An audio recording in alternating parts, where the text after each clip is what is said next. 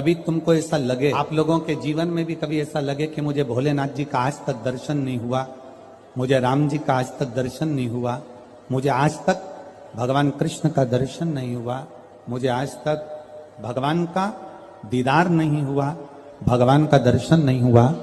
तुम्हारे मन में अगर कभी ऐसा लगे तो एक बार 7 दिन का पूरा नियम ले। 7 दिन का पूरा नियम। कैसा नियम? सुबह से उठूंगा, सुबह से उठूंगी, मुख धोया ना धोया, कुछ खाया ना खाया, पलंग पर बस उठ के बैठी। जिसको अगर शंकर भगवान का, राम जी का, कृष्ण भगवान का, लोग कहते हैं क्या भगवान का दर्शन हो सकता है? 7 दिन का नियम धारण करो। सुबह उठो, पलंग पर उठते से सबसे पहले भगवान राम, कृष्ण या शिव जिसका तुमको दीदार करना है उसका 5 बार 7 बार नाम का उच्चारण करिए, उसको पुकारो। आप नहाए ना नहाए। एक पत्र कल आया था, दतिया की कोई माताजी ने लिखा था, पत्र बड़ा अच्छा था। उस पत्र से केवल दतिया वालों का नहीं, संपूर्ण जितने श्रोता कथा सुन रहे हैं सबके लिए उस पत्र में बात है। केवल एक दतिया वालों के लिए नहीं, संपूर्ण। उस पत्र में किसी ने, माताजी ने लिखा था, गुरुजी हमें ये पूछना है कि हम स्त्री हैं, हम नारी हैं, और स्त्री महीने में रजो धर्म से हो जाती है, रजस्वला हो जाती। कल का पत्र है वो, स्त्री रजो धर्म से हो जाती है, रजस्वला हो जाती है, रजो धर्म में आ जाती है महीने में। गुरुदेव उस समय पर वो ना मंदिर जा सकती है, ना भगवान के लिए कोई कार्य कर सकती है, ना वो कोई अच्छी जगह पर पहुंच सकती है। तो हमें केवल इतना सा पूछना है कि उस रजस्वला धर्म के समय पर क्या हम भगवान का नाम ले सकते हैं कि नहीं? मंदिर नहीं जा सकते, शिवालय नहीं जा सकते, यज्ञ में नहीं जा सकते, अनुष्ठान में नहीं जा सकते, हम कहीं पर भी अच्छी जगह पर नहीं जा सकते, तो क्या हम भगवान का नाम ले सकते हैं कि नहीं ले सकते? तो महाभारत का चरित्र उठाकर देखिए, द्रौपदी का 3 दिन जो धर्म, और दुशासन ने चीर खींचा, द्रौपदी का बाल पकड़कर दुशासन सभा में लेकर आ गया। 3 दिन का रजो धर्म है द्रौपदी का, और बाल पकड़कर दुशासन सभा में लेकर आया। और द्रौपदी ने सबसे निवेदन करा, द्रौपदी ने सबसे कहा, सबसे प्रार्थना करी, सबसे बोला, पर कोई साथ नहीं दिया। तब गुरु बाबा के कहने पर द्रौपदी ने भगवान कृष्ण को पुकारना प्रारंभ करा, भगवान को आवाज लगाना प्रारंभ। अब ये प्रश्न का उत्तर है तुम्हारा। पलंग पर भी पड़े हो ना, तो भगवान का नाम लेने में कभी संकोच मत करना। बीमारी में भी पड़े हो ना, भगवान का नाम लेने में कभी संकोच मत करना। बीमारी में, मल और मूत्र में भी पड़े हो तो भगवान का नाम लेने में कभी संकोच मत करना।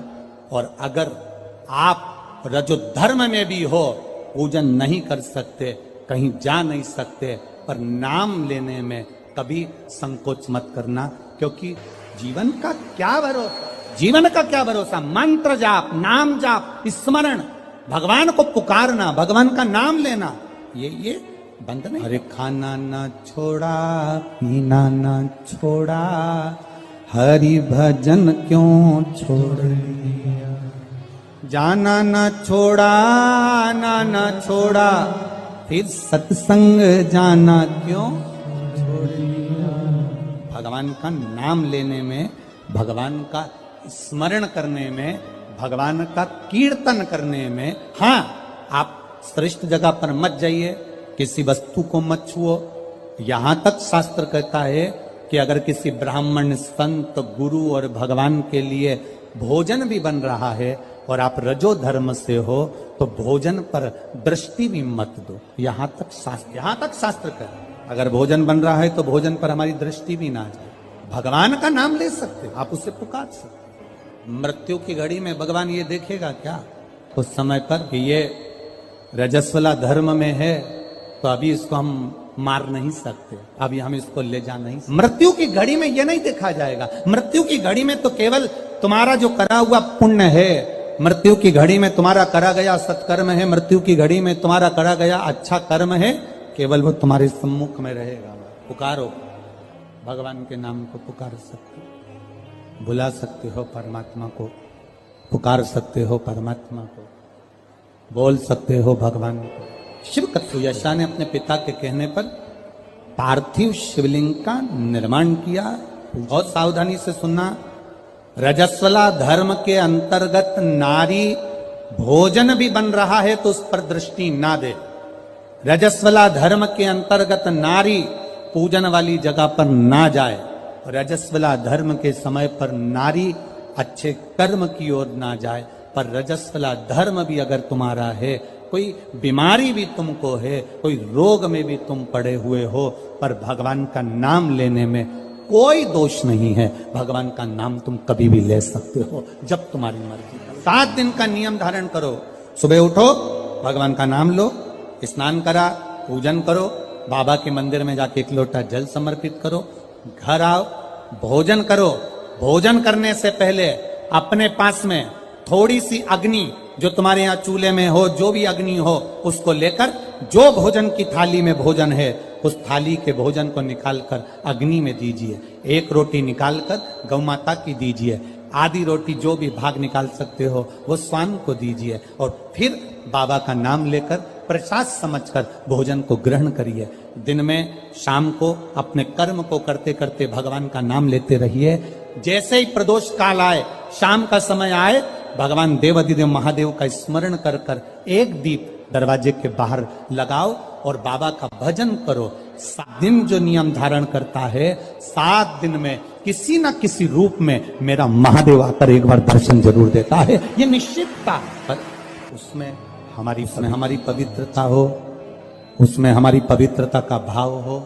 हम पवित्र भाव से, शुद्ध भाव से हम भगवान का भजन, हम तो यहां तक कहेंगे, ये पार्थिव शिवलिंग का आप लोग निर्माण करते हो ना, जितने लोग भी पार्थिव शिवलिंग बनाने के लिए बैठते हो, करोड़ों में शिवलिंग बने, तो बनाते बनाते अगर किसी को उपच भी हो जाए ना, अब मैं थक गई, मैं नहीं बना रही, तो ये बोलने से पहले ही तुम जब शिवलिंग बनाओ और बनाते बनाते तुम्हारे शरीर में ऐसा लगे कि अब मैं थक गई, किसी से मत बोलो कि मैं थक गई, अब मैं नहीं बनाऊंगी, ये मत बोलो, मैं थक गई, ये मत बोलो, या ये मत बोलो कि अब मैं तो नहीं बना रही, अब मैं थक गई, तू चल रही क्या मेरे साथ वापिस, ये भी मत बोलो।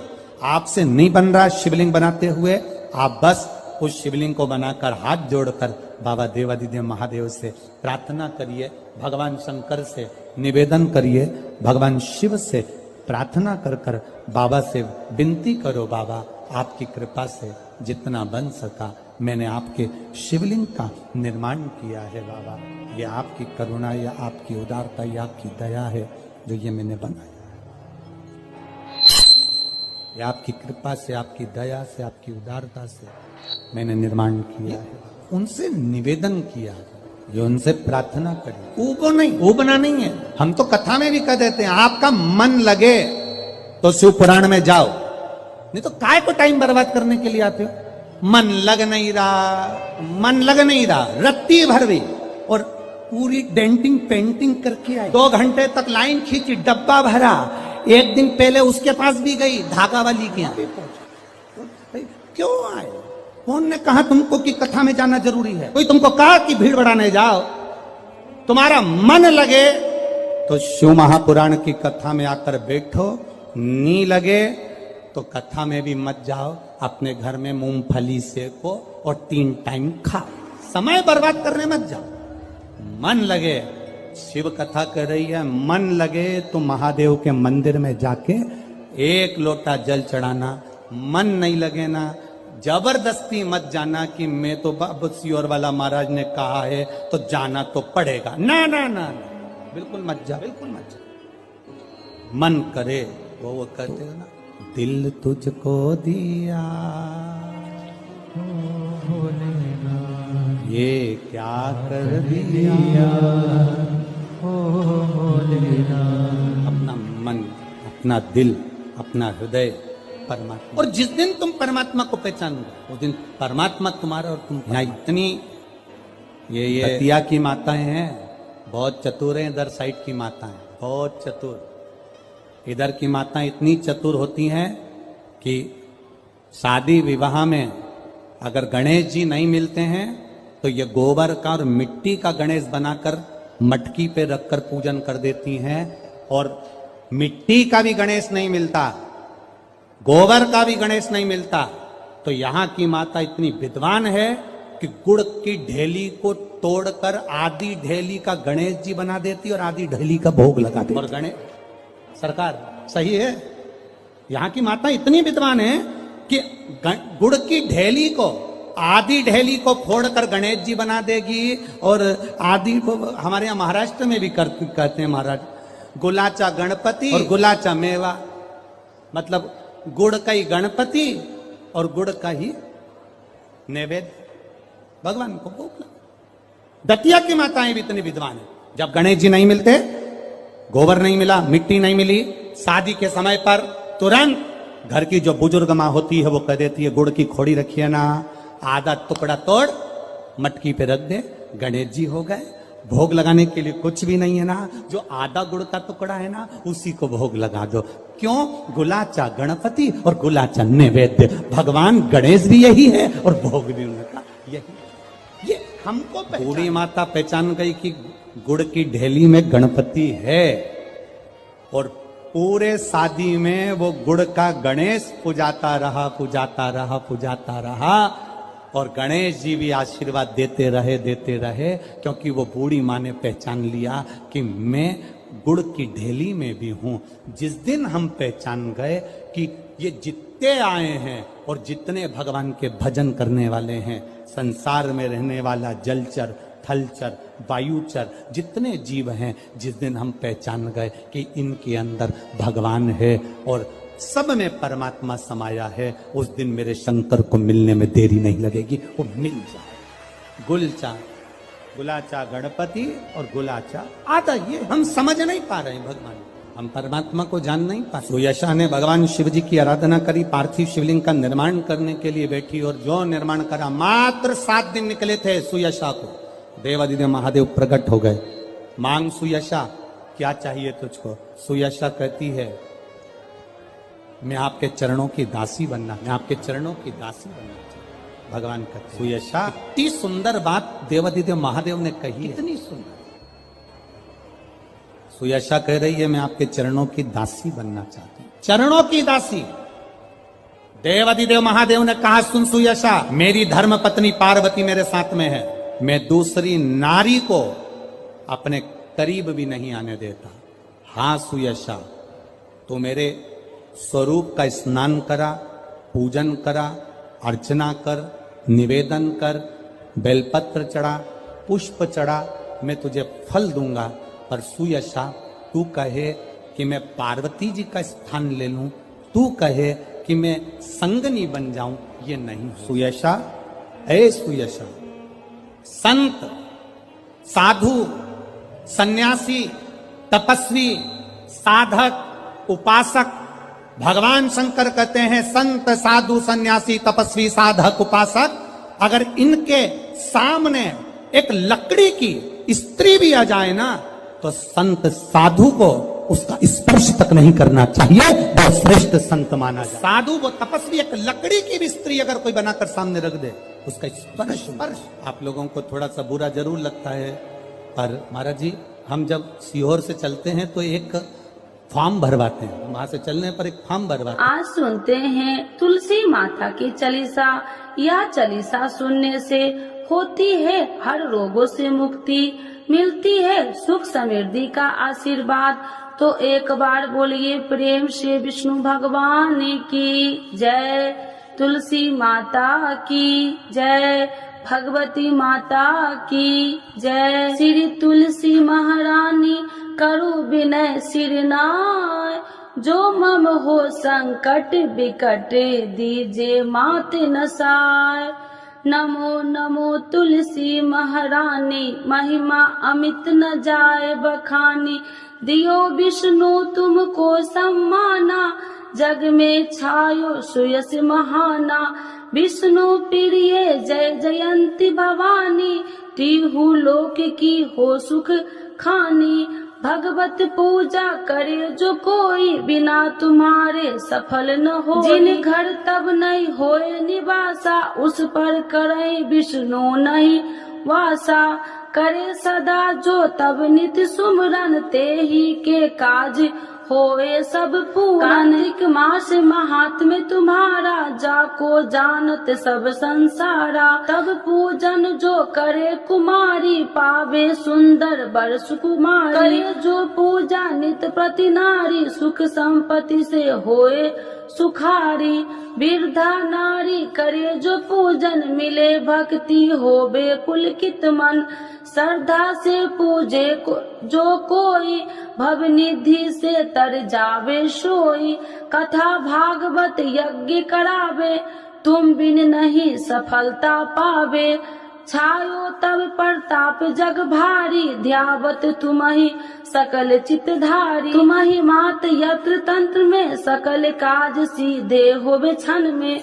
औषधि रूप आप हो माता, सब जग में तब यश विख्याता। देव ऋषि मुनि और तपधारी, करत सदा तब जय जयकारी। वेद पुराणन तब यश ज्ञाया, महिमा अगम पार नहीं पाया।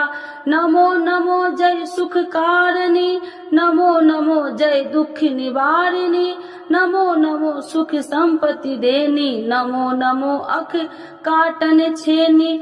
नमो नमो भक्तन दुख हरनी, नमो नमो दुष्टन मद छेनी। नमो नमो भव पार उतारिणी, नमो नमो परलोक सुधारिणी। नमो नमो निज भक्तन उबारिणी, नमो नमो जन काज सवारिणी। नमो नमो जय कुमति नशावनी, नमो नमो सब सुख उपजावनी। जयति जयति जय तुलसी माई, ध्याऊ तुमको शीश नवाई। निर्जन जानी मोहि अपनाओ, बिगड़े काज आप बनाओ। करूँ विनय मैं माते तुम्हारी, पूरन आशा करूँ हमारी। शरण चरण कर जोड़ी मनाओ, निस दिन तेरे ही गुण गाऊं। करहु मात यश अब मोह पर दाया, निर्मल होए सकल मम काया। मांगू मात या वर दीजे, सकल मनोरथ पूरन कीजे। जानू नहीं कुछ नेम उचारा, क्षमहु मात अपराध हमारा। 12 मास करे जो पूजा, ताशम जग में और न दूजा। प्रथम ही गंगा जल मंगवावे, फिर सुंदर स्नान करावे। चंदन अक्षत पुष्प चढ़ावे, धूप दीप नैवेद्य लगावे। करे आचमन गंगा जल से, ध्यान करे हृदय निर्मल से। पाठ करे फिर 40 की, स्तुति करे माते तुलसी की। यह विधि पूजा करे हमेशा, ताके तन नहीं रहे कलेशा। करे मास कार्तिक का साधन, शोभे नित्य पवित्र सिद्ध होई जाई। है यह कथा महासुखदाई, पढ़े सुने सो भव तर जाई। यह श्री तुलसी चालीसा, पाठ करे जो कोई। गोविंद सो फल पावही, जो मन इच्छा होई। तो एक बार बोलिए प्रेम श्री विष्णु भगवान की जय। तुलसी माता की जय, भगवती माता की जय, सर्व देवी देवताओं की जय।